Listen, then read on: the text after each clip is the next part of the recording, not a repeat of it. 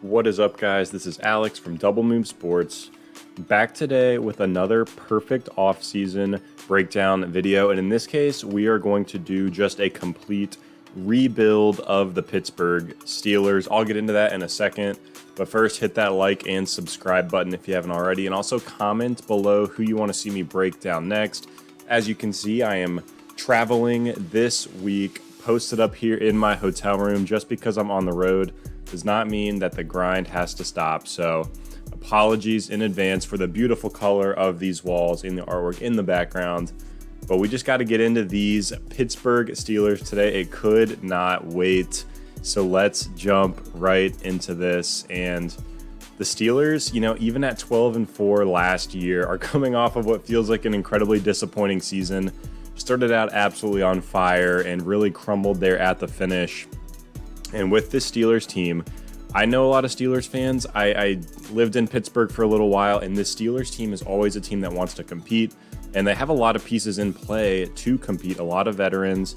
And for the purpose of this video, because there's a big debate around Big Ben, there's a lot of debate around the other veterans, Juju Smith-Schuster, Bud Dupree, guys we'll get into later.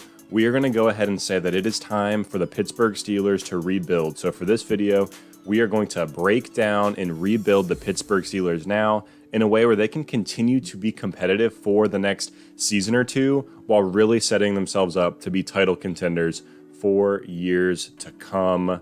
Now, with that being said, it's going to be tough. It's a mess in Pittsburgh right now with their roster, with their salaries. They have negative projected cap space and a ton of guys set to hit the open market.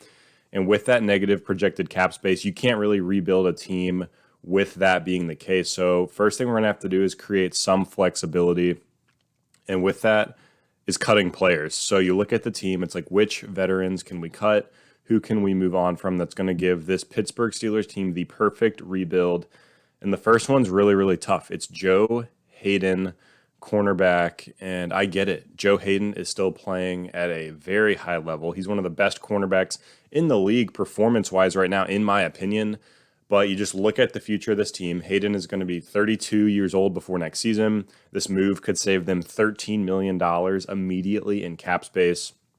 And if the Steelers are going to rebuild, this one just makes sense. Cutting Joe Hayden, moving on from the veteran, and giving yourself some flexibility to really start building for the future. So I know he's a great player, but with the rebuild, Joe Hayden is the first one to go. The next one's actually pretty easy. It's Vance McDonald. They have a team option on this guy. And it's a no-brainer to me. They move on from their second tight end behind Eric Ebron, saves them $6 million in cap space for next season. Just doesn't make sense to bring him back for that price tag. So Vance McDonald is the next guy we're going to let go. And third, I know this one is sad, but Phillip Rivers just retired. We could see Drew Brees and some other guys retire. We're going to say that Ben Roethlisberger actually retires in this scenario. I don't think that the Steelers would cut him if it came to it, if he wanted to play. Maybe they do, but for this scenario, we're just going to say he goes ahead and decides to retire. If Ben Roethlisberger stays, then the Steelers aren't going to rebuild until after next season. So if we're going to try to rebuild them now, we're going to say that Big Ben retires, which actually clears up a ton of cap space for the Steelers. It saves them $19 million in cap space for 2021. And an additional $20 million beyond that. So not only looking at this breakdown, but looking at next offseason, these moves are going to start to give them the flexibility they need to bring in young, proven talent with potential to continue to plug the holes and fill the needs on this Steelers team. So Big Ben, his play is declining a little bit, with even fewer playmakers set to be on this team in 2021. We're just going to have to let him go for the sake of this rebuild. So all three of these moves save the Steelers $38 million in cap relief in 2021. So even with that original negative projected cap space, these moves are going to give us a little bit of flexibility to sign maybe some free agents and even re-sign some of the potential guys that are going to hit the open market from this Steelers team. We're going to have to pick and choose, but it at least makes it possible. So next, we are going to walk through the extensive list of free agents that the Steelers have. I'll go ahead and run through these names. We're going to go back and go through each one individually to figure out what the best situation is going to be. But this list is long. This list is going to be very, very difficult for the Steelers to sort through.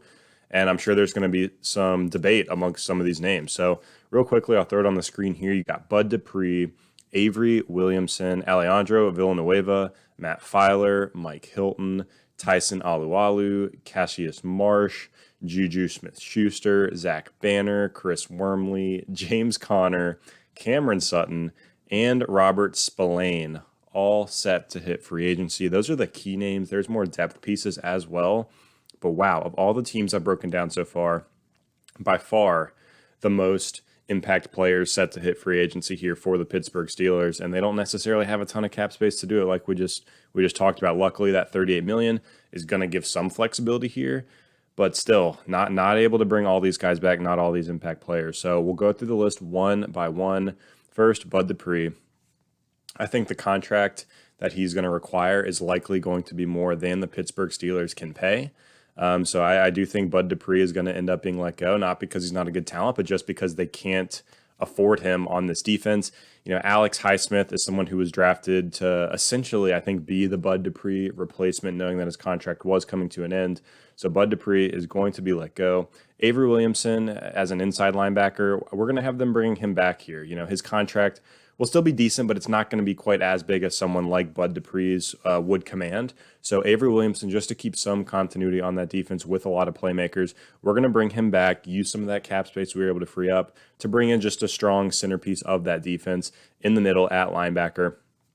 Next, we'll hit two guys at once here, Alejandro Villanueva and Matt Filer on the offensive line. These are two solid offensive linemen, but we're going to let them go. This just comes down to price for me, and it's two veterans that are probably going to command higher contracts, more veteran contracts at the offensive line position. And just because of how expensive they can get and some of the other depth pieces that the Steelers have on the offensive line that we'll get into later, and also we'll hit on in the draft, I think you have to let Villanueva and Matt Filer go. Knowing you're building for the future, these two older offensive linemen, it just doesn't make sense to give big contracts to. So we're going to let both of them go in free agency. It is going to be a hit to the offensive line. I understand that. But for the purpose of this rebuild, for needing cap flexibility into the future, like we just talked about so extensively, you got to let them go. Mike Hilton, this one's debatable. After cutting Joe Hayden, you need something at the cornerback position. I know Steven Nelson is still there, Cameron Sutton as well, and Cameron Sutton's on this list. We'll talk about him. But Mike Hilton, I think you bring back. You bring him back for a 1 or 2 year deal. Give yourself, Hilton, Steven Nelson, and Cameron Sutton, who will bring back as well at cornerback, just to keep some players at the position. You don't want to be too thin. They're obviously going to need to address the quarterback position in free agency or the draft. So they're not going to be able to spend huge capital on another cornerback. I think that gives you a really solid trio of guys. Hilton, as a veteran, can help continue to coach up Cameron Sutton, any other young depth you bring in later rounds or on smaller contracts. So I think that one makes sense. Next, we'll hit on two defensive linemen, Tyson Alualu and Cassius Marsh. I think we sign Alualu and let Marsh go. In this scenario, sign Alualu to a short-term deal. You have to have guys on the field. You can't just throw out a bunch of rookies. And the Steelers don't have some crazy number of draft picks either. So you bring back Alualu, keep some depth and continuity on the defense. His production's been a little bit better. Let Marsh go. That's how you kind of have to play it on the defensive side of the ball. You have to bring back some players, the veterans that make sense on smaller deals, shorter deals. And you're going to have to let some talent go, which really hurts. Next is Juju Smith-Schuster, and to me, you have to let him go. I know this one's tough as well, but it doesn't make sense to give him a big contract when you've got Deontay Johnson, Chase Claypool, and even James Washington still on small deals in Pittsburgh. They have talent at the position. They have Eric Ebron at tight end as well. Whoever the quarterback is going to be for them moving forward is going to have weapons, going to have options to throw the ball to. Bringing back Juju on a long-term deal, to me, just doesn't make sense when you have so much depth and talent and youth at that position already. So unfortunately, we got to let Juju go here. I think a lot of people are expecting that as well. But as we move down this list, we get to Zach Banner at offensive tackle. An injury ended his 2020 season early, And this is kind of why we let Villanueva and Matt Filer go. I think he could start on the outside, help replace Villanueva on that offensive line. This gives them a little flexibility, and a guy who's younger, who has a lot of potential at the position without having to necessarily pay up on a big contract. So Banner should be the cheaper option to bring back on the offensive line. A little bit younger, also has a lot of potential as well. So riskier, he's had some injuries, but in a rebuild, that's kind of what you're going for. You're going for these high potential guys on smaller deals. So Banner is a guy we're going to bring back. We're almost there. Chris Wormley on the D-line, we are going to let go. We brought back Alualu for some continuity there, but Wormley to me just doesn't fit as a depth piece moving forward. James Conner, we're going to let go. He's been very inefficient. The Steelers' run game has been inefficient, and the cap is so tight, you don't have the money to spend up on a running back when you're trying to rebuild a team. Cameron Sutton, we alluded to it earlier. This is going to allow them to cut Joe Hayden. And if you bring back Sutton, you bring back Mike Hilton. You have Hilton, Nelson, and Cameron Sutton at the position. Sutton, your younger developing corner, makes a lot of sense for me, just looking at the Steelers team. Moving forward, you need Cameron Sutton out there as a young piece on the defense. And same goes for Robert Spillane. We saw him make plays last season. Was used, in a very rotational sense, but he always seemed like he was on the field getting the ball, forcing turnovers, making these dynamic game momentum shifting moments. So I think Spillane makes sense. He played some good football last season. You can bring him back on a smaller deal than you could someone like a Bud Dupree. So continue to keep young talent on this team. That's not going to cost you a ridiculous amount of money. So that was a mouthful. We broke that down incredibly quickly just because there were so many names. So really quickly, I'll recap the guys we're going to re-sign and the guys we're going to let go for this perfect rebuild. We are going to re-sign Avery Williamson, Mike Hilton, Tyson Alualu. Those are kind of like the veterans that we have to re-sign just on smaller deals to keep some sort of depth and continuity to this team. And then we're also going to re-sign Zach Banner, Cameron Sutton, and Robert Spillane, guys that aren't quite as old, have a lot of potential, that we really want to see how they can grow and develop and see if they can turn into every down solid starters in the league. And with that, we're going to let go of a lot of names that hurt a little bit. Very good players, very good impact players, very good veterans. We're going to let go of Bud Dupree, Alejandro Villanueva, Matt Filer, Cassius Marsh, Juju Smith-Schuster, Chris Wormley, and James Conner. So a lot of transformation happening here in Pittsburgh in this scenario with those free agents. So with that being said, we're going to go ahead and move on to the free agents on the open market.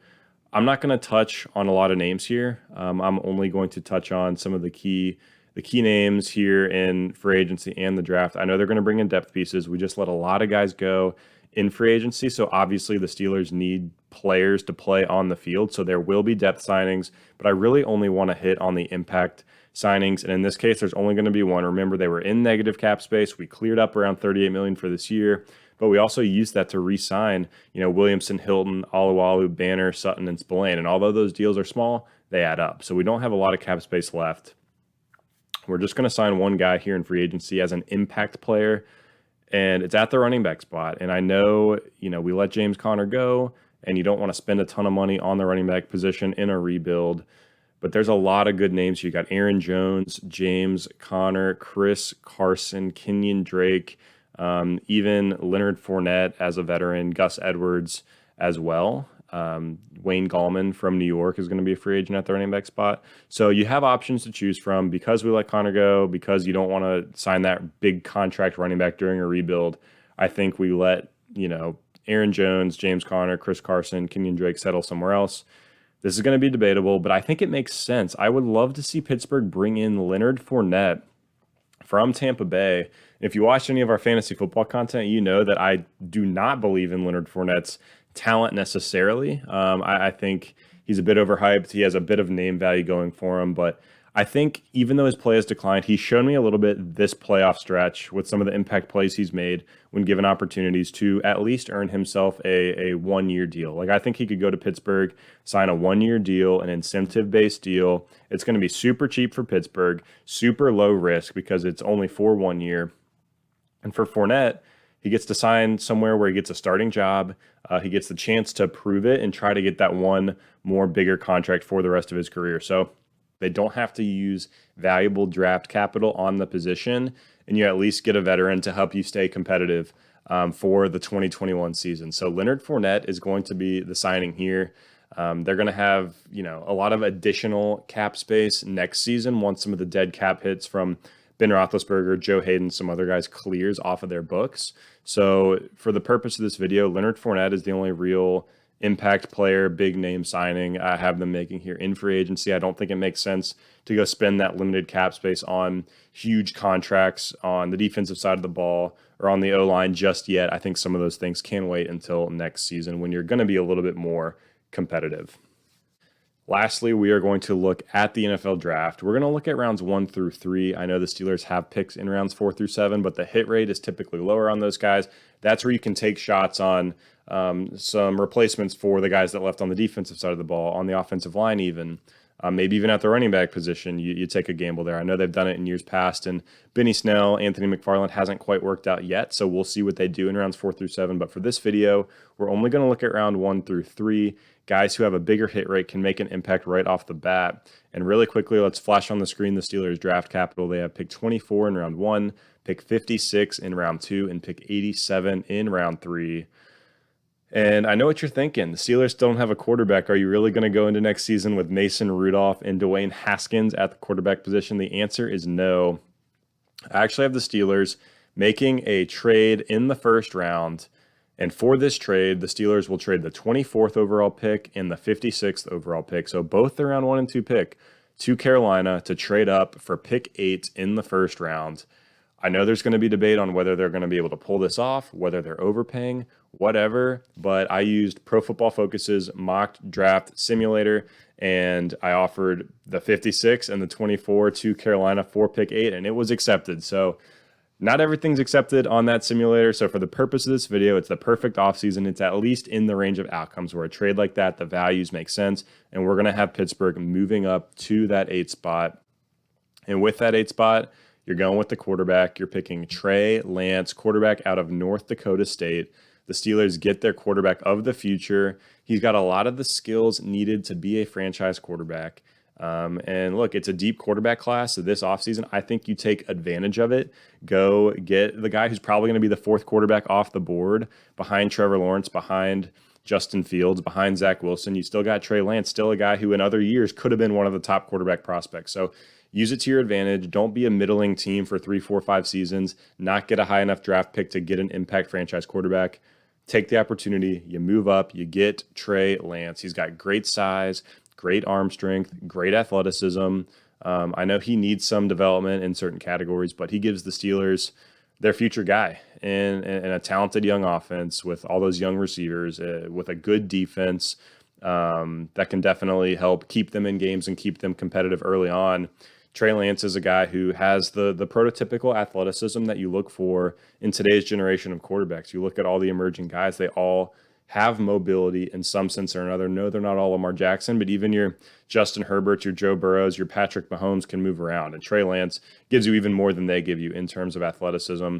And he just gives you the size and strength that you need, almost like a Josh Allen. Size, strength, accuracy needs work. Some of his cognitive ability, reading defenses needs work as well. But you hope with a guy like this that you can develop him to be the quarterback of the future for the Steelers franchise. So big move here. You go get your guy at the quarterback spot. And that leaves us with one more pick in the first 3 rounds at pick 87. And with this pick, we are going to go with Trey Smith, offensive lineman out of Tennessee. After losing some of that offensive lineman depth in free agency, a couple of starters, the Steelers need to pick up some depth and versatility on the offensive line. Trey Smith can play guard or tackle. They can kind of plug him in where they need him. And it gives them just a sound and solid blocker to help bolster that line that did lose a couple of veterans. So yes, I'm sure there's going to be growing pains, but you at least start to build out some of that core to help protect Trey Lance up front. So hopefully bringing in both of these Treys in the first 3 rounds of the draft gives the Steelers offense the boost that they need heading into their future. So that does it for all the moves in this video. It was a lot. And we really spent a lot of time on the re-signings because that's really going to make or break this Steelers offseason, this Steelers rebuild. Who do they bring back? Who do they let go? Who do they cut? And how do they create flexibility for the future? So really quickly, we will recap here.